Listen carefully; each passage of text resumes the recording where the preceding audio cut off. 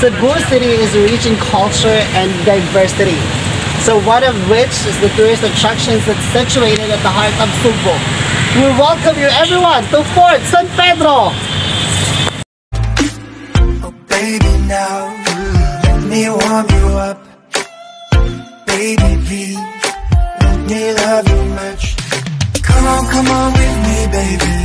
Oh, never ever leave without me. Baby now. Good afternoon mga taga-Travel Loki. So dito naman tayo sa YouTube channel ko. So if bago ka lang dito sa YouTube channel ko, click the subscribe button at saka sa bell para updated ka sa akin mga video i-upload sa mga next content ko. And for today's video, live tayo o nandito tayo ngayon sa Fort San Pedro kung saan matatagpuan siya at the heart of Cebu City.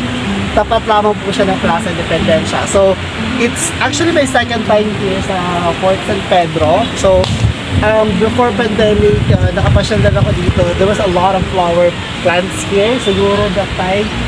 Tsaka maganda pa yung scenery dito. Ngayon medyo nagbago na siya, parang konti na lang siguro nag-aalaga dito. So puntahan natin yung mga tinatag nung ayon sa kasaysayan kasi parang tinatag to nung panahon ng mga Kastila para magsilbing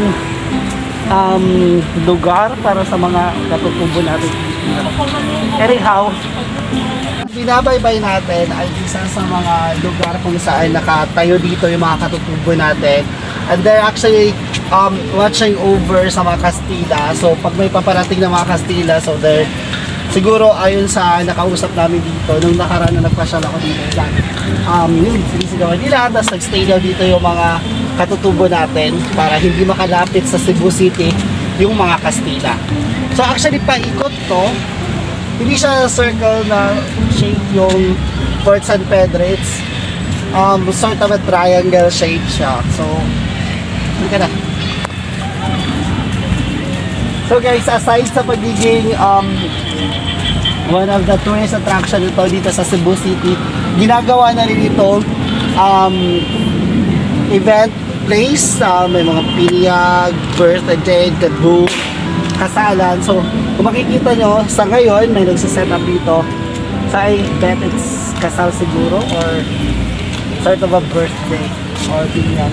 Kasi guys, marami to ditong mga pwedeng puntahan, like may duyan sa banda doon, tapos may mga santo dito na banda dito. But after pandemic, I don't know what happened. Medyo marami nang nagbago. So yung mga siguro nasira ng bagong Odette, yung ibang dito, yung ibang nila, mga places. Like dito may duyan yan for sure. Hindi ko na nakalimutan. And of course, ang kagandahan dito sa Fort San Pedro is hindi pa rin binabago nila ang current setup. Kasi guys, ito yung mas maganda dito guys.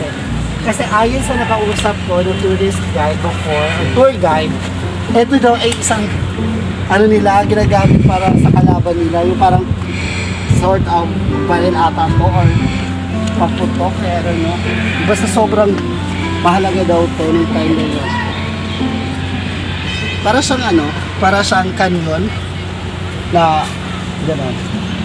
Tapos sa likuran naman ng Fort San Pedro guys ay ang Narius Fort Cebu. Ito yung mga pier papunta sa iba't ibang dako ng Visayas like Masbate, Leyte, Ormoc, Bohol. So bababa tayo guys para makita nyo rin yung ibang maganda dito sa Fort San Pedro.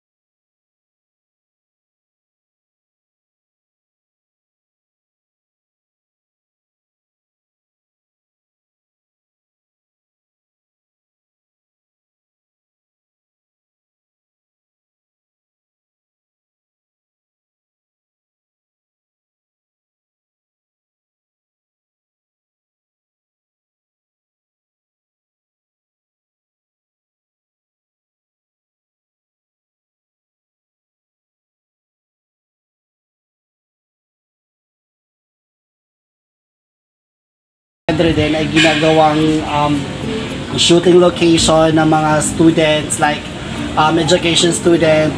Before kasi I've talked to people na they're using it as a venue for Rizal. Not sure guys, Rizal, like they're shooting here. So as I have mentioned earlier, I just inform you guys that Fort San Pedro is just one of the tourist attractions. They're using it as a venue for events like birthday, debut. So not sure with the tourists here in Cebu, they're using it naman. So there's nothing wrong with it. I haven't had any opportunity to talk to some of the people who's taking good care of this place. Kasi medyo hindi na siya ganun ka, what do you call that, pre-preserved yung kalidad ng lugar. So medyo magiging tambayo na siya. So parang if you have 30 pesos, 60 pesos, so pwede ka na makapasok dito. Kabandang ito ang comfort room ng Fort San Pedro. So, ang kagandahan dito is that they actually keep people their proper hygiene. So, guys, they're still maintaining the health and safety protocol of each individual or tourist na pumupunta dito. So, they still have this hand soap. Of course, they have sufficient water. Saan natin yung CR nila? Dito tayo. Yun. So, maganda malinis yung CR nila. Okay naman. So, good. Pasado sa akin yung CR nila. Mas, masaya kasi ako pag yung CR kasi malinis, tapos medyo mabango. At ang pupunta naman natin ay ang gallery or ito yung room na to ay may mga pictures ng mga sinaunang tao o mga katutubo katulad yung Lapu-Lapu. So I don't have like enough idea or a lot of idea about our previous generation. However, through history, we're able to look at them. So this is the gallery or ito yung lagay nila. So this is, if I'm not mistaken, this is the fight or yung labanan ni Magellan sa Lapu-Lapu. Guys, huwag nyo naman ako husgahan ha pag hindi ko kilala talaga. This is a Philip de Villalobos. Guys, ikaw lang ako kapag mali ako.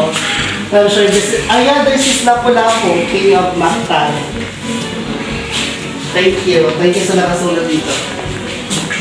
Tapos, ayon kanina sa narinig ko, ito daw sila ay mag-asawa. So, una sila kinasal dito sa Cebu, nung napunta na dito yung Santo Niño sa akin. So, mag-asawa daw yun sila. Hindi ko kilala to. Ito naman si Antonio Pigafetta, Chronicle of the Voyage of Magellan, an eyewitness to the discovery of Cebu.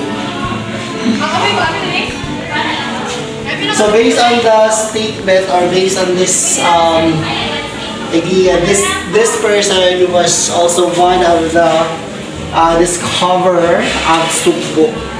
What is this? This is Enrique de Balaca, Magellan's entrepreneur. So yun lang guys, I don't have enough idea about history, about sinaunang panahon. But one thing I'm sure about is that whatever history we had in the past, it actually affects in the present. So guys, don't forget the history or history. Always make sure to read books. Nakakahiya. Basta, yun yun. I'll see you again in my next vlog. This has been Travel Loki. So subscribe and watch for more videos. Bye!